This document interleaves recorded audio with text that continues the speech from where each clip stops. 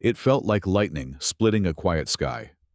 From New Delhi to Ouagadougou, from the red dust fields of the Sahel to textile trading floors across the globe, every headline echoed one number: $60 billion. Burkina Faso, a landlocked, low-income country still rebuilding its infrastructure, had just signed a cotton agreement of unprecedented scale with India. To some, it was simply a commercial deal. To me, it reads more like a declaration of intent. Africa no longer wants to sell raw materials. It wants to shape the value chain itself.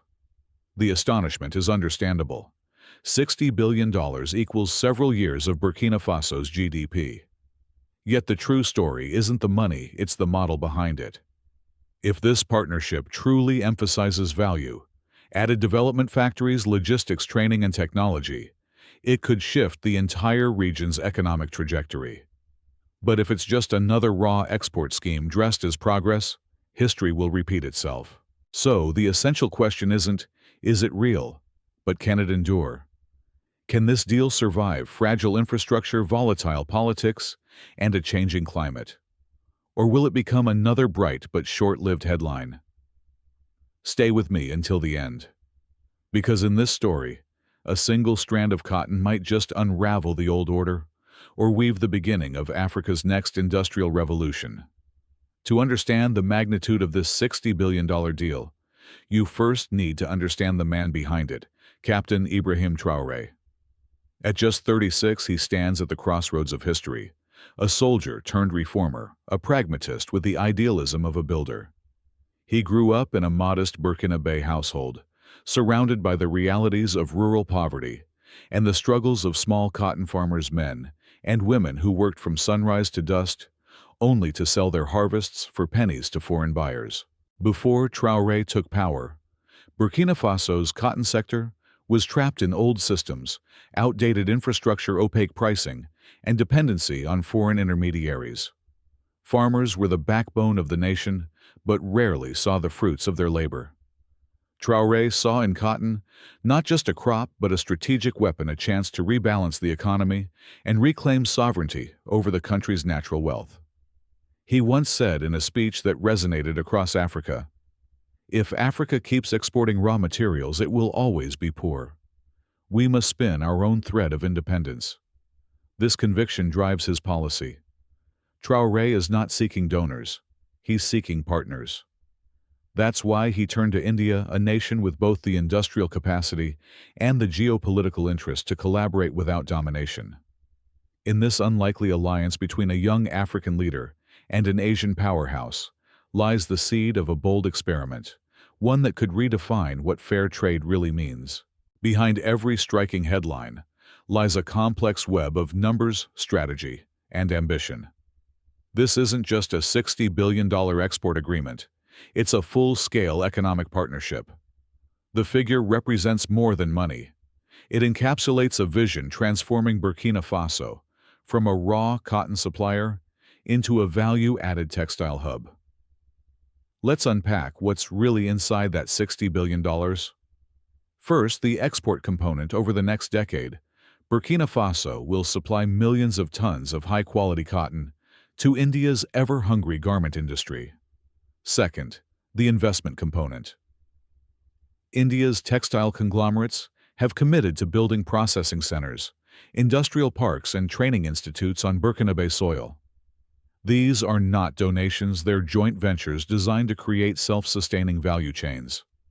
Third, the infrastructure layer: rail and road corridors, energy networks, and logistics systems that will connect inland Burkina Faso to ports and regional markets. The logic is simple, yet revolutionary.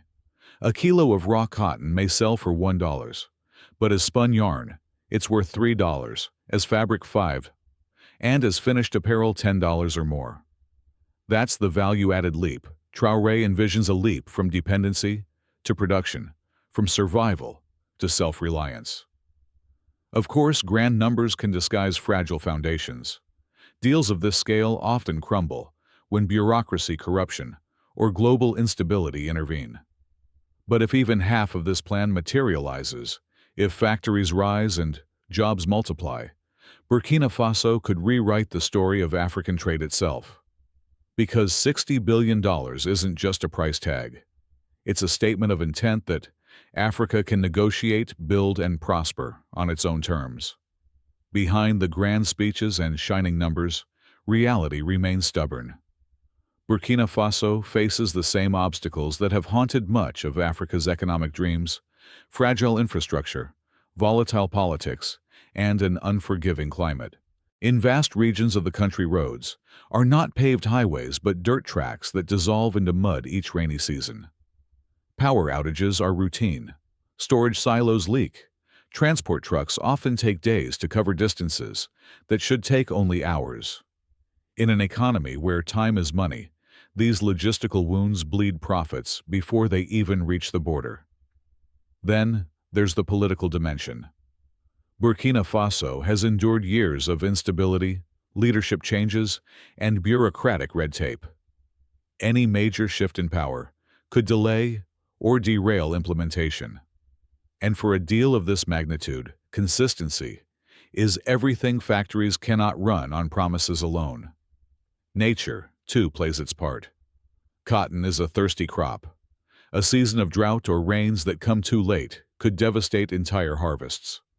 Climate unpredictability has already forced farmers to gamble with each planting season. Captain Traoré knows these risks well. That's why he established the National Oversight Committee for India Burkina Faso cooperation, tasked with auditing progress and ensuring transparency. This is the crucible where dreams are tested. If Burkina Faso can endure the storm, both literal and political, this deal could mark its rebirth. If not, it risks becoming just another beautiful blueprint, abandoned to the sands of the Sahel. This $60 billion partnership is not a one-way street. India is not entering Africa merely to buy cotton. It's building influence through what analysts call soft power diplomacy. Rather than military bases or resource grabs, India trades in something more enduring: skills, investment, and shared growth. For India, the logic is clear. Its textile industry employs millions and remains the heart of its manufacturing base. But it faces a challenge: raw cotton shortages and rising costs. Partnering with Burkina Faso ensures a steady, affordable supply that strengthens Indian factories while reducing dependence on volatile global markets. At the same time, the deal expands India's footprint across West Africa, a region long dominated by Western and Chinese players. For Burkina Faso, the benefits are equally tangible. India brings technical expertise, machinery, and access to financing that would otherwise take decades to secure. Through joint ventures, Burkinabe engineers can learn to operate and maintain modern ginning plants, while farmers gain access to improved seeds and agricultural credit. Diplomatically, it's a masterstroke. India portrays itself as a partner, not a patron. Burkina Faso emerges as a leader of a new, confident Africa, willing to negotiate from strength. And as supply chains stretch from Ouagadougou to Mumbai, a quiet revolution begins, one in which the cotton of Africa might soon clothe the world, not as a raw export, but as a symbol of shared prosperity. Every grand policy, every billion-dollar deal eventually meets its truest test: the lives of ordinary people. In the villages of western Burkina Faso, under the blinding Sahel sun, generations of farmers like Fatimata and Mamadou have lived and worked among the cotton fields. Their days begin before sunrise and end long after dusk. Their hands are cracked, their incomes uncertain. For decades, they sold raw cotton to intermediaries for barely enough to survive.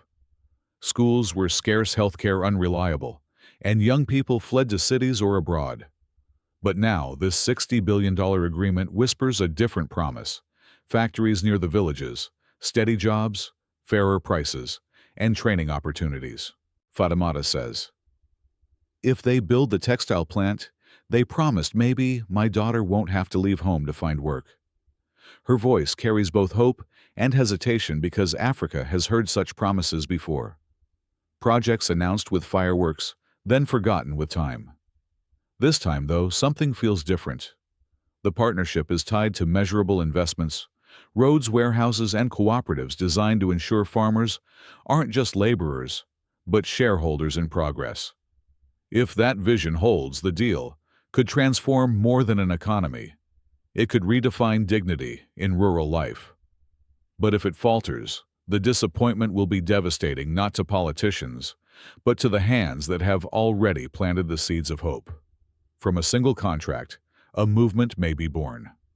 The India-Burkina Faso deal is already echoing across West Africa. Neighboring nations like Mali, Benin, and Chad, also major cotton producers, are watching closely. They see in this agreement not only trade, but a model for regional rebirth. A future where Africa no longer exports only what it grows, but also what it creates. If successful, Burkina Faso could become the epicenter of a West African textile corridor, a network of factories, design hubs, and logistics routes, linking Ouagadougou to Lagos, Dakar, and beyond. Together, they could rival traditional production centers in Asia. Global fashion brands hungry for ethical sourcing and diversification away from China are already exploring made-in-Africa partnerships. What once sounded idealistic is now part of boardroom strategy. Timing is everything. The world is shifting towards sustainability, regionalization, and fair trade. And in that new order, Africa's story might finally change from a supplier of cheap resources to a creator of high-value goods. But hope alone isn't enough. The path ahead demands discipline, transparency, and genuine local ownership.